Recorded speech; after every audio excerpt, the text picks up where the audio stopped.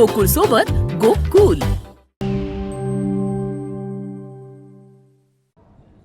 महाराजांच्यावर टीका करायचं, काही लोकांनी षडयंत्र असले, काहीतरी चुकीचं बोलायचं. कोणतरी 60 वर्षापूर्वीचा माणूस इथं आणायचा ज्याला कोण ओळखत नाही, अलीकडची पिढी, आणि शाहू महाराज विचारायचे वारस नाही, अशा प्रकारची भूमिका या ठिकाणी सांगायचा प्रयत्न करायचा. आणि विरोधी की त्याच पद्धतीने काही गोष्टी बोलायचा या ठिकाणी महाराजांच्यावर प्रयत्न या ठिकाणी करतायत. पण आपल्याला माहिती आहे, आदरणीय राजश्री छत्रपती शाहू महाराजांनी कोल्हापूर जिल्ह्यासाठी या ठिकाणी राधानगरीचं धरण बांधलं. कोल्हापूरमध्ये अनेक शिक्षण संस्था उभा केल्या. त्या शिक्षण संस्थेमध्ये त्या ठिकाणी मुलांना राहता यावं, ती ग्रामीण भागातली मुलं आले, सर्व समाजाचे त्या ठिकाणी बोर्डिंग बांधायचं काम केलं. मग मराठा समाजाचं बोर्डिंग, लिंगायत समाज असेल, मुस्लिम असेल, सगळ्या समाजाची बोर्डिंग बांधली. कोल्हापूरमध्ये त्यावेळेच्या तरुणांच्या हाताला काम मिळावं त्या ठिकाणी शाहू मिल उभा केली. 2000 तरुणांना त्या ठिकाणी काम दिलं. आणि कोल्हापूर शहरासाठी कळंबा तलाव बांधला, पाणी दिलं पाहिजे शेतकरी, अशा पद्धतीचा निर्णय त्या काळात घेतला. त्यानंतर आमच्या महाराजांनी, शाहू महाराजांनी काय केलं, त्या महाराजांनी केलं ते आम्हाला मान्य आहे, ते दैवत आहे. यांना पण आतापर्यंत देवत म्हणत होते, आता देवत म्हणायचं विसरून गेले. आणि ह्यांचं काय काम आहे कोल्हापूरमध्ये, अशा पद्धतीची भूमिका या ठिकाणी सांगायचं सातत्याने या मंडळी या ठिकाणी प्रयत्न करतायत. महाराजांनी या ठिकाणी अनेक कामं आपल्याला सांगण्यासारखी आहेत. मनोज जरंगे पाटील त्या ठिकाणी उपोषण केलं मराठाच्या आरक्षणासाठी. महाराजांना समजलं त्यांची तब्येत खालवली. महाराज रात्री 2 वाजता निघाले, त्यांच्याजवळ पोचले आणि त्यांना म्हटले, अनेक मंत्री येऊन गेले त्यांच्याकडे, ऐका पाणी घ्या. महाराजांनी सांगितलं नारळ पाणी घ्या, तुमच्या मराठ्यांच्या मुलांना गरज आहे. आणि महाराजांचं ऐकून त्यांनी पाणी घेतलंय. आपल्याला माहिती आहे हे महाराजांचं काम या ठिकाणी.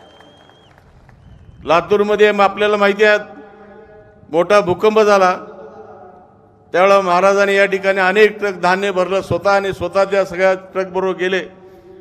आणि ज्यांची घरं उद्ध्वस्त झाली, ज्यांच्या घरात काय नव्हतं, त्या सगळ्यांना धान्य द्यायचं काम ते महाराजांनी त्या ठिकाणी लातूरमध्ये केलं. कोल्हापूर जिल्ह्यामध्ये ज्या वेळेला पूर आला, ज्या गावात लोकांना अडचण झाली, घरात धान्य सगळं भिजलं गेलं, काही नाही, त्यावेळेला महाराज स्वतः ट्रक घेऊन अनेक गावातनी पोचले, लोकांना धान्य द्यायचा प्रयत्न केला, लोकांच्या विकासासाठी प्रयत्न केला. पण उलट्या बाजूच्या उमेदवारांनी काय केलं आम्हाला माहीत नाही, ते कुठं दिसले नाहीत कुणाला. अशा अनेक गोष्टी या ठिकाणी आहेत. महाराजांनी अनेक लोकांना जमिनी दिल्या, स्वतःच्या जमिनी कुणाच्या काढून घेतल्या नाहीत. जी गावं पाण्यात बुडतात त्या गावाला, आंबेवाडी चिखलीला 125 एकर जमीन स्वतःची दिली. 1400 प्लॉट पडले, कुणाने 1 रुपया घेतला, हे महाराजांचं काम त्या ठिकाणी होतं. अशी अनेक कामं महाराजांनी या ठिकाणी केली. अनेक लोकांना मदत करायचा प्रयत्न या ठिकाणी केला. आणि या ठिकाणी चांगल्या संस्थांमध्ये चांगले विचार आणायचं काम केलं. आणि महाराजांच्या उलट उभारले ते आपल्याला सर्वांना माहिती आहे. जयंत पाटील साहेब, आपण त्यांच्या वडिलांना राष्ट्रवादीत अनेक वर्ष ठेवलं, पवारसाहेबांनी तिकीट दिलं, लोकसभेतलं उपनेतेपद दिलं, पण ते नंतर इकडं आले नाही.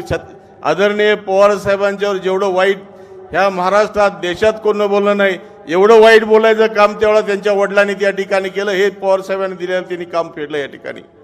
कोल्हापूर जिल्ह्यातल्या जनतेला आदरणीय आमच्या नेत्या सोनिया गांधी, देशाचे पंतप्रधान डॉक्टर मनमोहन सिंगजी, आणि त्यावेळेला देशाचे कृषी मंत्री शरद पवार साहेब होते.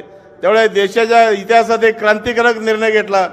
देशातला 5 एकरच्यातला शेतकरी, त्यांचं 72,000 कोटीचं 100% कर्ज माफ करायचा निर्णय त्या काळामध्ये त्या सगळ्या नेत्यांनी घेतला. सोनिया गांधी, मनमोहन सिंग आणि पवार साहेब या नेत्यांनी निर्णय घेतला. पण एक जिल्हा आपला कोल्हापूर जिल्हा, ज्या कोल्हापूर जिल्ह्यामध्ये मुस्लिमांच्या कार्यकर्त्यांना 4 पैसे जास्त मिळतील म्हणून एक तक्रार केली त्या ठिकाणी. आणि कोल्हापूर जिल्ह्यातले 111 कोटी रुपये 43,000 शेतकऱ्यांचे परत घालवायचं काम देशामध्ये एक जिल्ह्यात झालं, त्या मंडलिकांच्यामुळे झालं. हे आपल्याला विसरता येणार नाही. हे महाराजांनी कधी काम केलं नाही. सामान्याला आधार दिला, अनेक लोकांना मदत केली. आम्हाला माहिती आहे तेवढं सांगतो. अजून कुणाला काय अडचण आली महाराजांच्यावर जातात.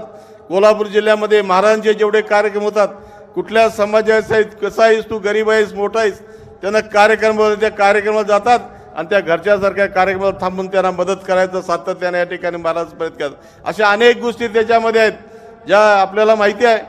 त्या ठिकाणी आता नवीन एक चालू केले, मोदींची गॅरंटी. अरे 10 वर्षापूर्वीच्या गॅरंटीचं काय झालं तुमचं?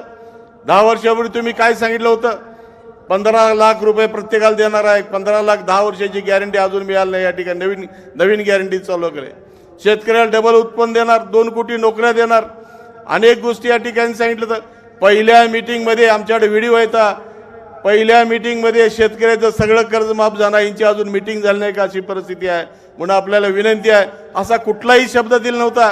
सोनिया गांधी दिला नव्हता, पवार साहेबांनी दिला नव्हता, डॉक्टर मनमोहन सिंग दिला नव्हता, पण त्यांनी 5 एकरच्या आतलं देशातल्या सगळ्या कर्जांचं शेतकऱ्याचं माफ केलं होतं. पण यांनी काही न करता खोटं बोलायचं, देशामध्ये शेतकऱ्या मुलांना नोकऱ्या मिळावं असं काय केलं नाही.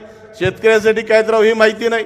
जीएसटी कधी नव्हता काँग्रेस राष्ट्रवादीच्या काळामध्ये, शेतकऱ्याच्या कुठल्याही विषयावर जीएसटी नव्हती. ती जीएसटी लावायचं त्या ठिकाणी काम केलंय. आमचे नेते राहुल गांधींनी जाहीर केलंय, आमचं सरकार आल्यानंतर आम्ही शेतकऱ्याच्या मालावरचा जीएसटी 100% बंद करणार ही भूमिका त्या ठिकाणी घेतली. जी मुलं या ठिकाणी पदवीधर होणार आहेत त्या मुलांना नोकरी मिळायची आहे, अगोदर झाल्या आम्ही त्यांना पहिल्यांदा 1 लाख रुपये देणार ही भूमिका घेतली. प्रत्येक कुटुंबातल्या गरीब महिलेला 1 लाख रुपये वर्षाला देणार, महिन्याला 8,500 रुपये देणार ही भूमिका त्यांनी जाहीर केली. आणि सांगितलं त्यानं शेतकऱ्याचं कर्ज आम्ही माफ करणार आहे. हे काँग्रेस पक्षानं पहिल्यांदा जाहीरपणाने सांगितलंय आणि ते आपल्याला सगळ्यांना मिळणार आहे. आघाडी आहे, 28 पक्ष आम्ही एकत्र निघालोय आणि आम्ही करणार आहोत हे आपल्याला सांगायला हरकत नाही. म्हणून आपल्याला विनंती आहे, आम्ही इतर 1 महिनाभर बघतोय, लोकांच्यात फार उत्साह आहे, लोक आनंदानं महाराजांच्या पाठीमागे आहेत. आम्ही अनेक इलेक्शन केल्या, अनेक लोकांचे प्रचार आम्ही केले. जयंत पाटील साहेब तुमच्या सगळ्या उमेदवारांचे 25 वर्ष आम्ही प्रचार केले, पण पहिल्यांदा आम्ही काँग्रेस पक्षाचा 25 वर्षांतर काँग्रेस पक्षाच्या तिकिटावर छत्रपती शाहू महाराजांचं तिकीट मागायला प्रचार करायला आम्ही या ठिकाणी फिरतोय. लोकांच्यात एक वेगळा उत्साह बघितला. अनेक गावामध्ये लोक पेढं साखर वाटतायत की का तर महाराजांना तिकीट मिळालं, एक फार चांगलं केलं. राजश्री शाहू महाराजांचं पाणी आमच्या कोल्हापूर जिल्ह्यात आलं, त्याच्यामुळं आम्हाला या ठिकाणी चांगल्या प्रकारे जगता आलं, अशा लोकांची भूमिका या ठिकाणी आहे. आणि त्या महाराजांच्या आनंदात लोक आहेत. कोणी लोक त्या ठिकाणी कुणाला मानायला तयार नाहीत. अनेक तालुके असे झालेत की एकतर्फी होतात का अशी परिस्थिती आहे. अनेक ठिकाणी आम्हाला या ठिकाणी अडचण वाटत होती. एखादा तालुका जर अडचणीचे काय ज्या कागलमध्ये आम्हाला मतं कमी पडतात का अशी आम्हाला भीती होती. पण आम्हाला तिथलं वातावरण बघितल्यानंतर, तिथं आम्ही जाऊन आल्यानंतर तिथली परिस्थिती बघितल्यानंतर आम्हाला 100% गॅरंटी झाली. त्या कागलमध्ये सुद्धा आम्ही 60 ते 65% मतदान घेणार आहोत आणि महाराज प्रचंड मतदान आहेत. जिल्ह्यातल्या बाकीच्या 5 जिल्ह्यात तर काही बघायचीच गरज नाही, त्यांनीच जाहीर केलंय. जिल्ह्यात त्या तालुक्यात आम्हाला मतदान पडणार, आम्हाला भीती वाटते तालुक्यांची. आमच्या करवीर असेल, दक्षिण असेल, शहर असेल, याची भीती वाटायला लागली त्यांना. आता आम्हाला कुठली भीती नाही. आम्ही फक्त तुम्हाला ह्यात आता कशा पद्धतीनं महाराजांना निवडून आणायचं एवढीच आपल्याला या ठिकाणी विनंती आहे. फक्त एक विनंती आहे की लोकसभेला मतदान कमी करताय, ग्रामपंचायत ज्या पद्धतीने लोक वाढताय, ग्रामपंचायत महत्वाची नाही आहे, लोकसभा महत्वाची आहे. आपला इतिहास घडवणारी लोकसभा असते. आपल्या लोकसभेतनं आपल्याला सगळा या ठिकाणी विषय मिळणार आहे. या ठिकाणी शिक्षण मिळणार असेल, काय उद्योग करायचा असेल, काय संस्था उभा करायच्या असतील. कारण या मोदी सरकारनं आपल्याला माहिती आहे महाराष्ट्रातल्या अनेक उद्योग गुजरातला या ठिकाणी नेले. अशा पद्धतीचा कारभार या ठिकाणी चाललाय. म्हणून आपल्याला विनंती आहे, येत्या 7 तारखेला छत्रपती शाहू महाराजांचं 1 नंबरला नाव आहे. 1 नंबरच्या पुढचं बटन दाबा आणि शाहू महाराजांना महाराष्ट्रात नाही तर देशात 1 नंबरने निवडून द्या.